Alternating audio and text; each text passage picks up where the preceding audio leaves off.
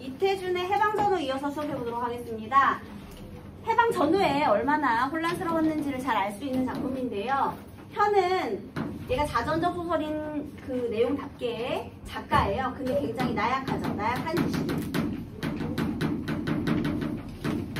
본문 처음 부분에 이제 곧 해방이 될 것 같다 이런 느낌이 있었고요. 그쵸? 그래서 서울에서 집을 팔지는 않고 강원도로 온 사람이었습니다.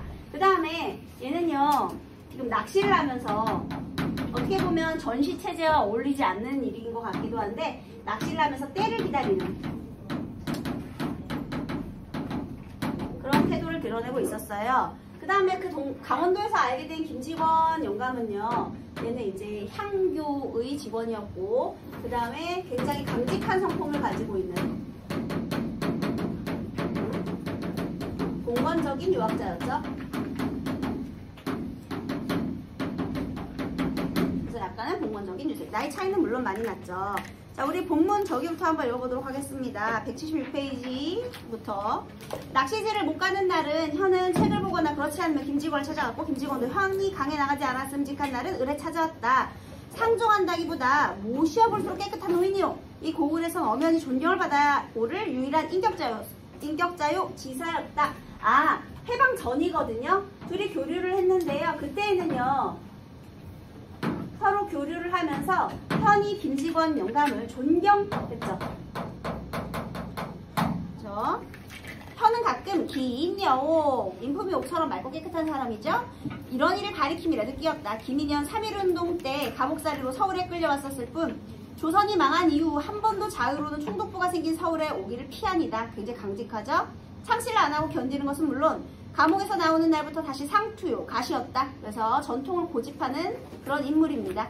여러분 여기서 서술자가 이 김직원 영감의 성품을 요약 제시하는 부분이죠. 그런 거 서술상의 특징도 알 수 있어요. 요약 제시.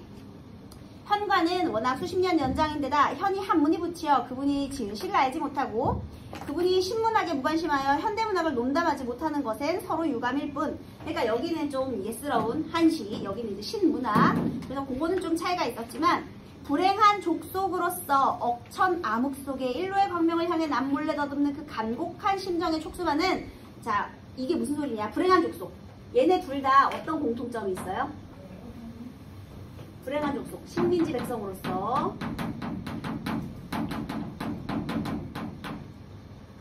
광명을 향해 남몰래 더듬는 간곡한 심정. 광복을 간절히 기다린다.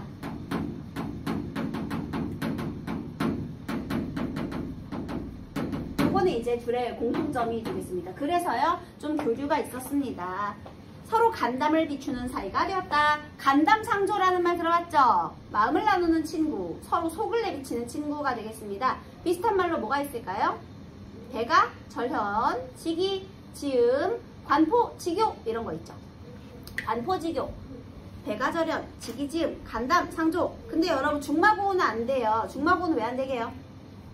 중마고우도 친구인데 왜 안 돼요, 선생님? 중마고우는요, 중마를 타고 놀던 친구, 한마디로 불알 친구죠, 여러분. 얘네가 불알 친구입니까? 어렸을 때부터 친구예요? 아니잖아.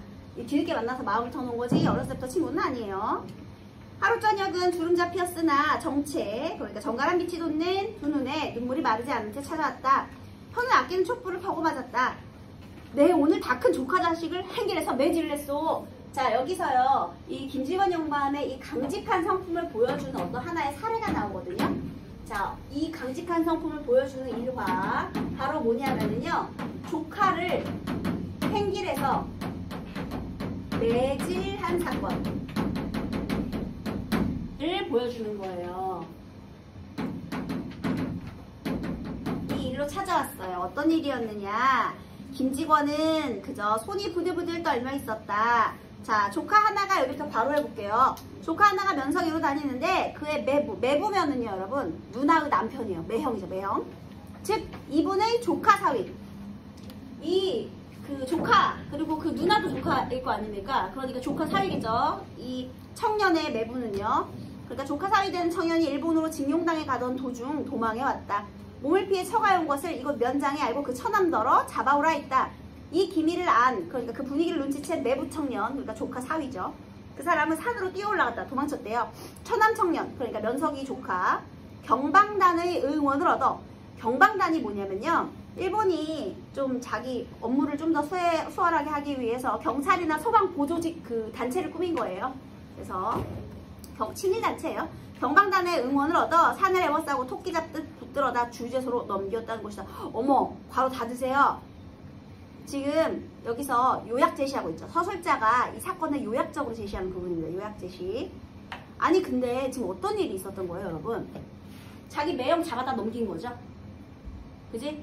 그 매형이 징용 가기 싫어서 도망갔는데 지금 면장이 잡아오라 그러니까 잡아다 바친 거예요. 강박한 처남이로군. 현도 탄식하였다. 잡아오지 못하면 네가 대신 가야 한다고 다짐을 받았답디다만 대신 가기로서 제 집으로 피해온 명색이 매부 녀석을 경방난들을 끌고 올라가 돌풀매질을 하면서 꺼정 붙들어다 함정에 넣어야 옳소? 지금 젊은 놈들은 쓸 게가 없습니다. 자, 이렇게 이제 물분의 소에서 얘기를 하니까요. 현이 또 이렇게 얘기를 합니다. 그러니 지금 세상에 부모기론이 부모라고 그걸 어떻게 공공연히 책망하십니까? 시대가 시대니 그거를 너무 이렇게 과하게 혼내지 않았냐? 그러니까 과했다는 표현이죠. 이 미음으로 줄쳐져 있는 부분은 시대가 시대인데 걔는 어쩔 수 없었지 않겠느냐? 너무 과했다 이렇게 말한 거죠. 분에 견딜 수가 있어. 면소서 나오는 놈을 노상이면 어떻소? 잠자코 한참 대설대가 끊어서 나가도록 해주었지요. 맞는 제 놈도 까닭을 알게고 보는 사람들도 아는 놈은 알았겠지만 알면 대사요. 이날은 현도 우울한 일이 있었다. 문인보국회에서 여러분 문인보국회 세모하세요. 이것도 친일단체예요. 문인 걸기대회가 있으니 올라오라는 정보가 온 것이다.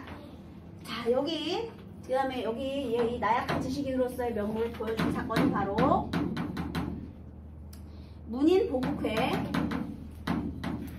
문인보국회에서 지금 문인걸기대회 참석을 요구했어요. 문인보국회 이제 친일단체인데 가기 싫었겠죠. 현에게는 엽서 한 장이 와도 먼저 알고 있는 주재소에서 장문 전보가 온 것을 모를 리 없고 한마디로 엄청 감시받고 있는 상황이라는 걸 알 수가 있죠. 일본 제국의 흥망이 절박한 이때 문인들의 걸기대회에 밤낮 낚시질만 다니는 이자가 응하느냐 안 응하느냐는 여러분 있잖아요. 문인들의 걸기대회 이거 친일단체거든요. 일본 제국의 흥망이 절박한 이때 문인들이 나서서 일본을 도와야 한다 이런 말 해주고 싶었던 거야. 그래서 얘가 참석하기를 원하는 거죠. 참석하기를 원하는 겁니다. 네, 그런데 밤낮 낚시질만 다니는 이자, 그러니까 시대에 관심 없는 것 같은 이자가 응하느냐는 주재소뿐 아니라 일본인이요 방공감시소장인 우평국장까지도 흥미를 가진 듯 현의 딸아이가 저녁 때 편지 붙이러 나갔더니 너희 아버지 내일 서울 가느냐 묻더라는 것이다. 그러니까 지금 굉장한 감시를 받고 있죠. 부담이 됩니다. 김직원은 처음에 현더러 문인 걸기대회에 가지 말라 했다. 당연히 가지 말라 했겠죠, 성격상. 그런데 가지 말라는 말을 들으니 현은 가지 않게 도리어 겁이 났다. 그랬는데 다음날 두 번째, 그 다음날 세 번째 좌우간 답전을 하라는 독촉 전보를 받았다. 이것을 한 김직원은 그날 일찍이 현을 찾아왔다. 우리 따위 노혼한 것들이야 새 세상을 만난들 무슨 소용이리까만 현공 같은 젊은이는 어떻게든 부지에다가 그의 한몫 맡아주시오. 줄 쳐봅시다. 현공 같은 젊은이는 어떻게든 부지에다가 한몫 맡아달라. 즉 곧 광복이 될 것 같으니 해방 후 사회에 공헌을 할 수 있도록 지금 몸을 사리라는 충고죠. 여기서 해방 후를 위해 몸을 사려라 라고 충고를 해준 거예요. 그러니까 처음에는 가지 말라 그랬다가 이제 해방이 곧 될 것 같으니 몸 사려라 이렇게 충고를 해줬어요. 그러니까 얼마나 시대가 무서웠는지 아시겠죠? 그러자면 웬만한 일이건 과입법되지 맙시다. 지용만 면할 도리를 해요. 그리고 이날은 가네무라 순사가 나타나서 이틀밖에 안 남았는데 언제 떠나느냐, 떠나면 여행 증명을 해가지고 가야 하지 않느냐, 만일 안 떠나면 참석 안 하는 이유는 무엇이냐, 나중에는 서울 가면 자기의 회중식의 수설 좀 부탁하겠다 하고 갔다. 아직 말도 안 했는데 나중에는 어차피 너 갈 거니까 가면 나 이거 시계나 좀 수리해와 이렇게 갈 거라고 믿는 거죠. 부담되는 거죠. 현은 역시 살고 싶다 메모하세요. 얘 참여하겠니 안 하겠니? 하겠지. 왜냐면 살고 싶으니까. 안 하면 죽으면 어떡해. 억압당하잖아요. 그래서요 또 한 번 비명을 하고 내키진 않았지만 하루를 앞두고 가네무라 순사의 수설한 시기를 맡아가지고 구준비 뿌리는 날 서울문인 보국회로 올라온 것이다. 그래서요 결국 여기서 내키지 않았지만 결국은 참석을 한 거죠. 얼마나 나약한지 아시겠죠? 자, 그래서요 이 뒤에요 이제 해방이 됐어요. 분명히 나약한 지식인이었잖아요. 근데 해방 후에는요 사회주의 가담을 합니다. 그러니까 해방 후에 우리가 자유주의냐 사회주의냐를 선택해야 될 때잖아요, 여러분. 그런데 좀 더 적극적인 것이 사회주의자들이죠, 여러분. 왜냐면 아래서부터의 혁명이니까요. 그런데 김지건 여기는 봉건적인 유학자잖아요. 그래서요, 얘 어떻게 했느냐, 얘는 근황주의. 근황주의가 뭔지 알아요? 다시 영신왕 불러가지고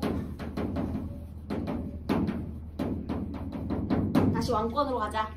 아니 근데 이 현이 생각했을 때 해방 전에는 존경하고 서로 교류를 나누고 마음을 나누고 이렇게 했었잖아요. 존경도 하고.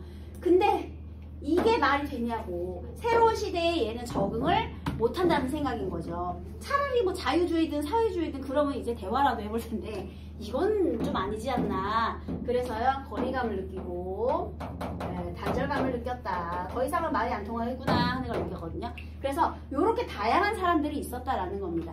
그래서 해방 전과 후에 이 현만 봐도 나약한 지식인은 좀 적극적인 저항 정신을 가진 사람으로 변모하게 되잖아요. 이렇게. 그죠? 얘는 변하고 얘는 오히려 변하지 않았죠. 얘 그대로잖아. 지금 그대로 봉건적인 근황주의를 그대로 주장하고 있죠. 그죠? 그러면 해방 후에는 변하는 사람도 있고 안 변하는 사람도 있고 굉장히 혼란스러운 시대였다. 이걸 강조하면서 이렇게 내용이 되는 겁니다. 여러분 문제는 한번 풀어보세요.